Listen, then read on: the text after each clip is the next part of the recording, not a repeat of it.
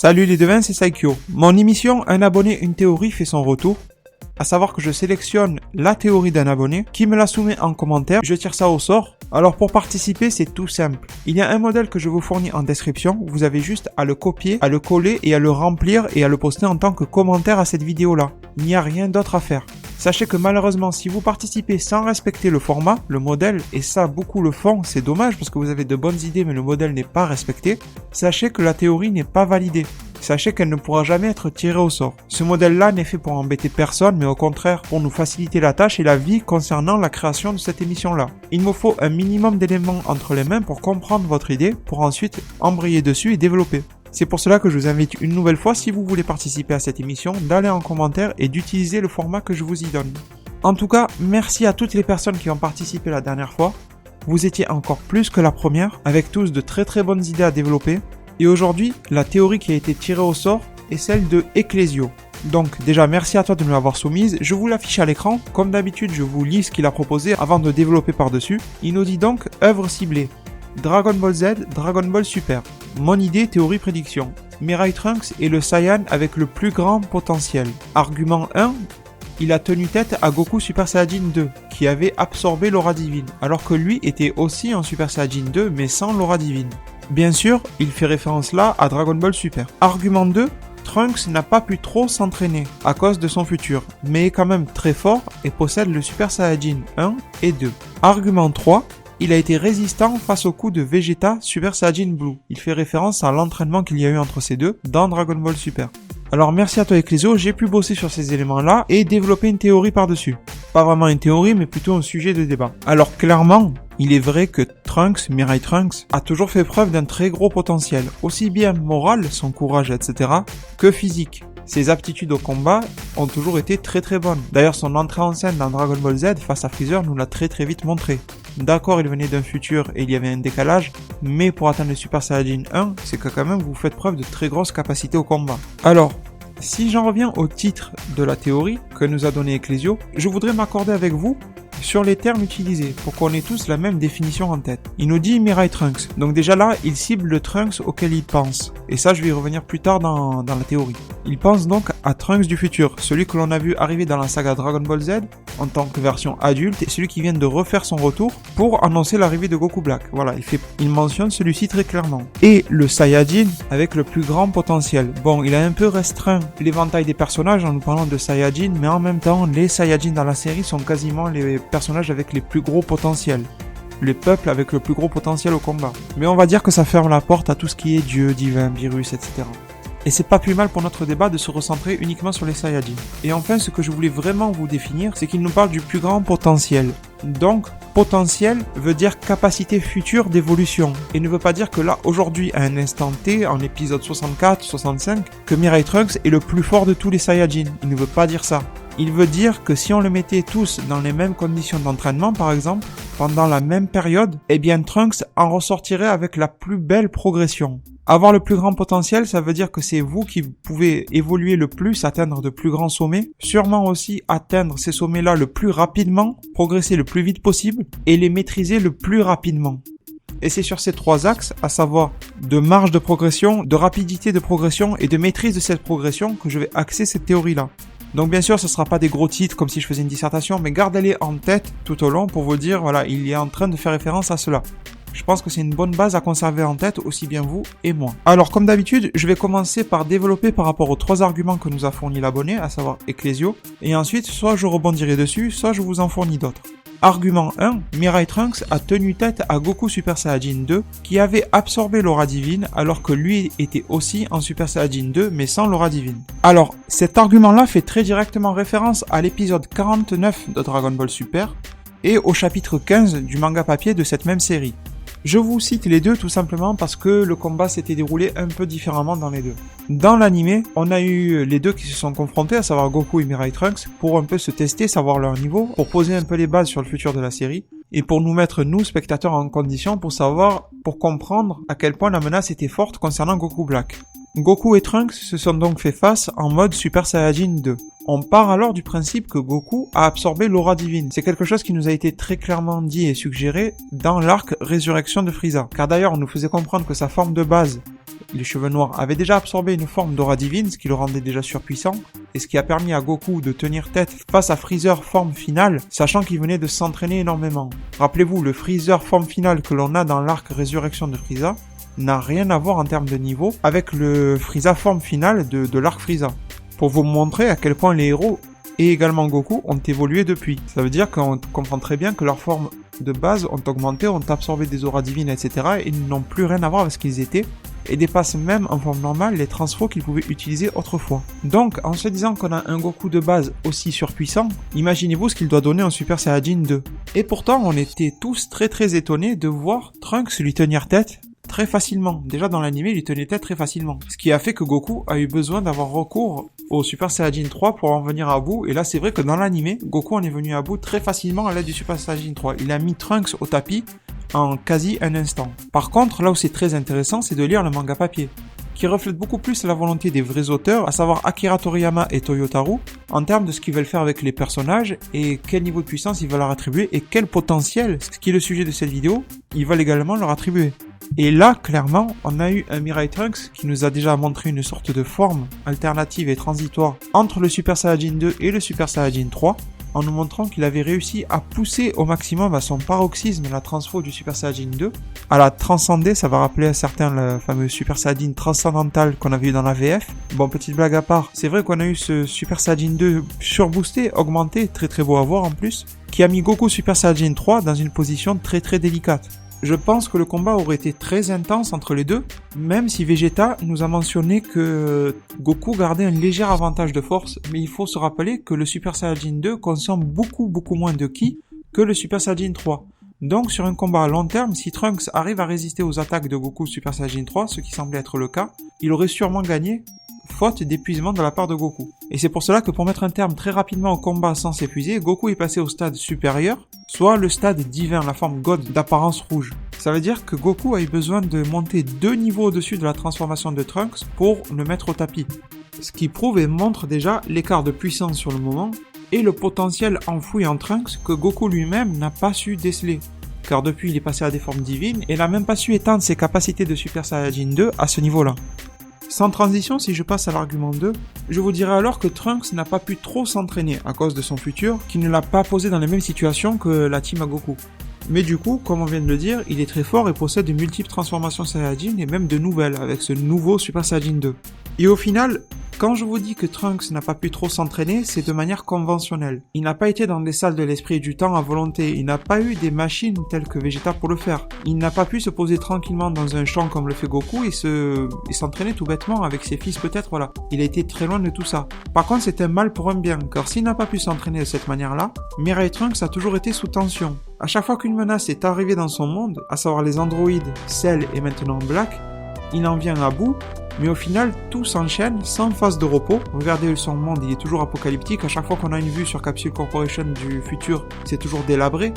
Donc vous comprenez qu'il n'y a même pas vraiment de temps de reconstruction de son monde que déjà une menace arrive. Il a aussi fait face à Majin Buu, enfin voilà, il y a eu beaucoup de choses. Enfin, Babidi et Dabura. Et il doit toujours être sur le qui-vive vis-à-vis d'une nouvelle menace, sachant qu'il est le seul, uniquement le seul à pouvoir la gérer. Il ne peut recourir sur personne. Et justement, c'est ça qui fait la différence. Car déjà son corps est toujours sous tension, il a une forme d'entraînement en continu si vous voulez, et d'entraînement en pratique, parce que s'il échoue ces fameux entraînements, c'est-à-dire ses combats contre C17, contre Cell, eh bien au final, qu'est-ce qui va se passer? Il va tout simplement mourir. Donc c'est un entraînement sans droit à l'erreur. Et c'est toujours comme ça que les héros dans les mangas, les shonen, etc. parviennent à leur fin plus facilement, et s'endurcissent réellement au combat. Pour prendre un exemple bête dans Dragon Ball, si vous prenez l'entraînement de Gohan petit par Piccolo quand il le lâche dans la nature, etc., eh bien Gohan était livré à lui-même face à des dinosaures, etc. Et il n'avait pas la force à l'époque vraiment pour leur faire face concrètement, du moins la maîtrise de sa force, il ne la possédait pas, et pourtant il s'en est sorti. Et il est resté tout seul comme ça pendant énormément de temps. Et il s'en est bien sorti parce qu'il fallait qu'il le fasse. Si je vous prends un exemple dans un autre manga toujours ultra populaire, je fais exprès à chaque fois de vous prendre des références ultra populaires, ce n'est pas parce que je ne connais que ces mangas-là, c'est juste parce que je veux parler au plus de devins possible à vous tous. Si donc je prends l'exemple de Naruto, quand il est jeune, enfant, et qu'il s'entraîne avec Jiraiya. Jiraiya prend Naruto et le jette dans une sorte de fosse, enfin de creux, etc. pour que justement il développe ses pouvoirs à faire des invocations, et c'est comme cela qu'il a réussi à invoquer Gababunta. Sinon, Autrement, de manière posée, réfléchie, calme, il n'aurait pas pu le faire. C'est sous pression qu'il est arrivé.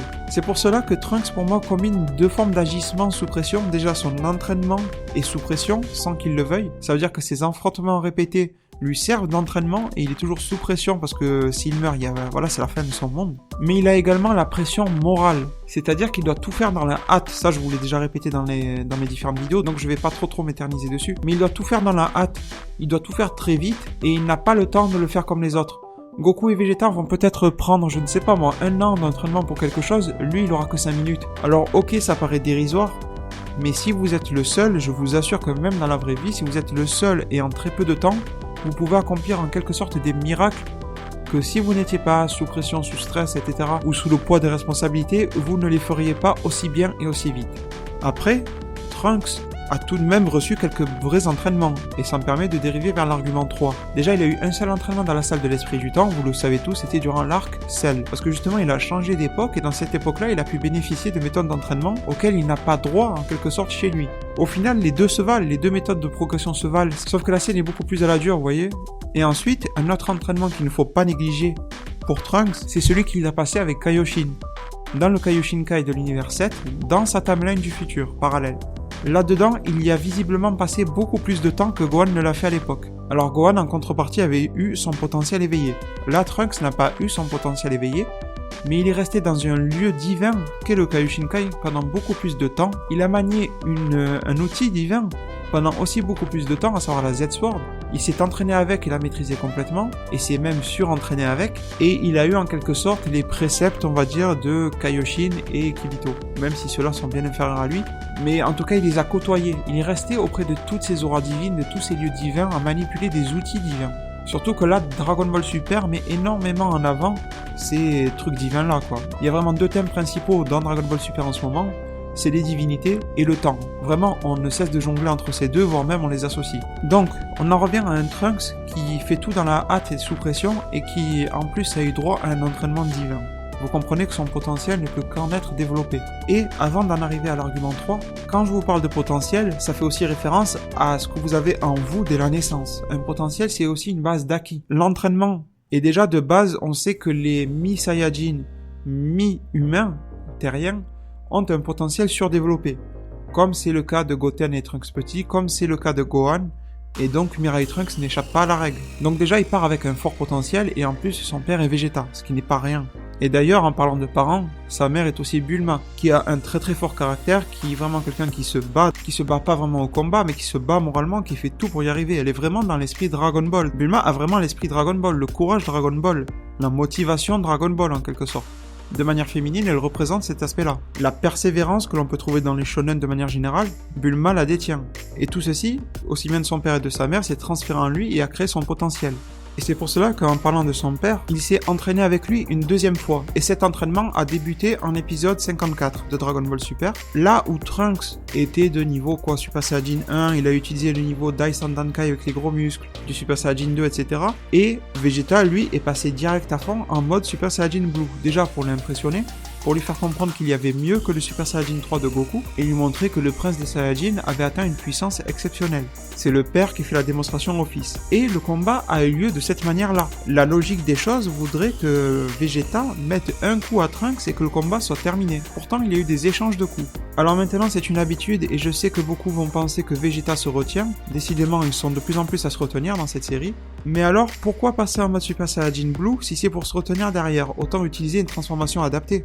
Pour moi, il y a quand même une part qui montre que Trunks a de quoi tenir, a du potentiel et a quelque chose qu'il peut développer pour atteindre des sommets tels que Vegeta et Goku, voire même plus. Regardez Gohan, il s'est pris un coup pas très puissant, on va dire, de Freezer première forme dans l'arc résurrection de Freezer. Bon ok, comme je vous l'ai dit tout à l'heure, Freezer avait déjà énormément augmenté sa force par son entraînement de 4 mois, mais il était tout de même en première forme. Et pourtant, il a failli quasiment tuer ce Gohan. C'est pour vous montrer à quel point, je vous dis ça juste pour vous faire comprendre à quel point Mirai Trunks a pu être résistant face au coup de son père qui était en Super Saiyajin Blue. Et ceci est vraiment loin d'être anodin. Et justement, parlons de Gohan, faisons le parallèle. Lui aussi est dans la même situation. Lui aussi est né d'un père Saiyajin ultra puissant, à savoir Goku, le héros de l'œuvre.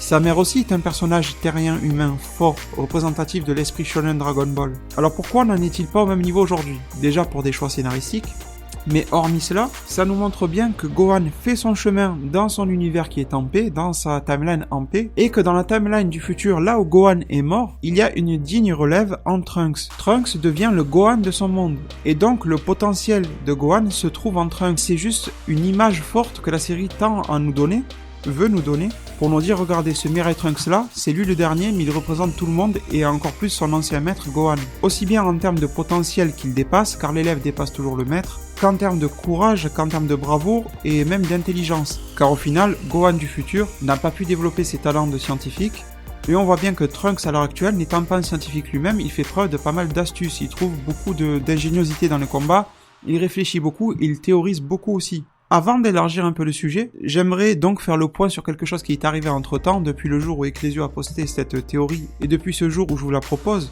c'est la nouvelle transformation de Mirai Trunks. Je l'ai déjà énormément développé dans mes précédentes vidéos, donc je vais pas tout vous refaire, tout l'historique, juste reprendre les éléments tels que je le pense, en vous disant que pour moi, ceci est preuve d'une forme transitoire, sûrement vers le Super Saiyajin Blue, à savoir que l'on est entre le ki traditionnel Saiyajin et le ki divin Saiyajin. Au début, Trunks ne le maîtrisait pas du tout, et maintenant il le maîtrise. Preuve également du potentiel de maîtrise dont je vous parlais dès le début de cette vidéo, de la part de Trunks. Quelque chose d'anormal, une transformation exceptionnelle, Trunks est arrivé à la mémoriser et à la conserver et à la reproduire. Pourtant, il n'avait jamais manié du ki divin. Alors pour moi, cela est le résultat de plusieurs choses, en bref, c'est la maîtrise de son propre ki de base, les sommets qu'il a atteints avec, preuve de son Super Saiyajin 2.5, je sais pas si on peut l'appeler comme ça, le résultat de son potentiel qui lui permet d'évoluer vers de nouveaux sommets, vers de nouvelles étapes, vers de nouveaux mondes, même ceux qui sont divins, et également c'est le fruit d'avoir côtoyé énormément de dieux. Kaioshin, Kibito, le Kaioshinkai en lui-même est un espace divin, la Z-Sword est un outil divin, Goku et Vegeta en mode Super Saiyajin Blue, il s'est même entraîné avec Vegeta Super Saiyajin Blue, tout ce qui divin là, s'est harmonisé autour de lui, ce qui fait que sans le vouloir, il a certainement dû réussir à maîtriser une partie de cela. Mais cela en soi n'est pas donné à tout le monde. Preuve encore du potentiel qui sommeille en Trunks et qui l'éveille au fil des choses, au fil des problèmes on va dire. Tout à l'heure je vous parlais aussi de rapidité, de progression que peut avoir Trunks. On l'a vu dans le dernier épisode, sa maîtrise du Mafuba. Bien que encore j'ai quelques doutes, je me dis que sûrement dans le manga papier, ce sera Goku qui fera le Mafuba et pas Trunks. Mais si l'on en reste sur l'effet de l'anime, on a très bien vu Trunks apprendre le Mafuba en quoi, 10 minutes, même pas? Alors que déjà ça a pris une nuit entière à Goku. Ça nous a tous semblé incohérent, mais là encore, c'est la Toei Animation qui a voulu imager, les scénaristes de la Toei Animation, qui ont voulu donner une image forte du potentiel de Mirai Trunks. Nous montrer à quel point il pouvait s'adapter, évoluer, apprendre et reproduire quelque chose dans des situations critiques. Tout simplement parce qu'encore une fois, il était le seul à pouvoir le faire. Et quand il est le seul à pouvoir le faire, qu'est-ce qui peut se passer scénaristiquement? Bulma meurt, Mai meurt, lui aussi il meurt, du coup c'est un peu la fin du scénario. Donc non, forcément les scénaristes doivent assurer derrière et nous montrer un personnage avec un potentiel énorme, des capacités d'évolution surprenantes. Je pense avoir fait plutôt bien le tour et j'aimerais, avant de se quitter, élargir un petit peu le sujet, déjà vis-à-vis de Kid Trunks, le petit Trunks que l'on connaît dans le monde actuel. Ma question est alors, d'après vous, ce Kid Trunks a-t-il enfoui en lui le même potentiel? Alors avant de me répondre, gardez bien en tête que le potentiel est quelque chose que vous avez en vous. Vous naissez quasiment avec, et vous le développez par la suite, vous le réveillez par la suite. Du coup, sachant que l'on est dans des timelines parallèles, on peut supposer le fait que, étant né des mêmes parents, ce Kid Trunks cache en lui le même potentiel, qu'il n'a jamais vraiment développé. Bon, le Super Saiyajin 1, il l'a atteint très vite, mais après, il n'a pas fait des miracles non plus. Je sais très bien que Kid Trunks n'a pas du tout eu le même parcours que Mirai Trunks. Et c'est justement l'objet de ma question. Est-ce que le potentiel de Kid Trunks reste caché parce que son parcours est cool, il vit dans un monde en paix, il vit même dans la richesse, il mange à sa faim, il a tous les objets technologiques qu'il veut, il est bien placé pour ça à Capsule Corporation, il s'amuse, etc. Il a une vie d'enfant en quelque sorte. Et vraiment, comparé à son homologue du futur, il est super gâté. Alors, est-ce que Kid Trunks a un potentiel dormant, que l'on ne verra sûrement jamais? La même question peut aussi se poser vis-à-vis de Goten, en quelque sorte, c'est un peu une sorte de doublon de Gohan. Et ensuite, dernière chose, je voulais rapidement élargir le sujet sur Dragon Ball GT, en vous parlant du Trunks que l'on a eu dedans. Déjà, je voulais faire le point en vous disant que Dragon Ball GT DBGT n'est pas canon. Ça veut dire que c'est une série animée uniquement, qui n'est en aucun cas une suite réel à Dragon Ball Z, Dragon Ball ou Dragon Ball Z comme vous voulez. Ça s'arrête sur la mort de Kid Buu et ensuite le tournoi et Goku qui s'en va avec Oob sur son dos. Dragon Ball GT, considérez-le comme un rajout, comme un bonus, mais qui n'est pas à considérer dans l'histoire, comme partie prenante dans l'histoire. comme suite. Mais en tout cas, dedans, on a eu un Trunks très différent. Les scénaristes l'ayant développé ne l'ont pas fait du tout. Déjà en termes de vêtements, c'était pas ça du tout, avec son short, tout le monde s'en rappelle. En termes de design, il était beaucoup plus enfantin. Bon, déjà, il avait vraiment une tête d'adolescent qui s'amuse plus qu'autre chose. Et après, en termes de pouvoir, je pense qu'il est resté du début à la fin de DBGT au même stade. Il n'a pas évolué une seule seconde. Il a toujours été en mode Super Saiyajin 1, il n'a jamais été plus fort, à part quand il s'est fait absorber par Baby Vegeta. Mais sinon, il n'a jamais eu de gros power-up, aucun power-up même. Preuve que son potentiel a été complètement négligé dans DBGT pour faire place à Goku qui avait régressé dans l'aventure en devenant enfant. On a voulu tout refaire partir du début et on a mis beaucoup de personnages sur le côté, même Vegeta pendant un très long moment. En tout cas, bien que Trunks n'ait aucun potentiel dans DBGT, cela n'est pas à prendre en compte dans nos débats, et Ecclesio l'avait bien noté, œuvre ciblée Dragon Ball Z, Dragon Ball Super, je pense qu'il avait en tête les mêmes idées que moi. D'ailleurs, ça serait super cool que l'on puisse avoir ton ressenti vis-à-vis de cette vidéo en commentaire, si tu veux y faire des rajouts, si tu veux faire de simples remarques.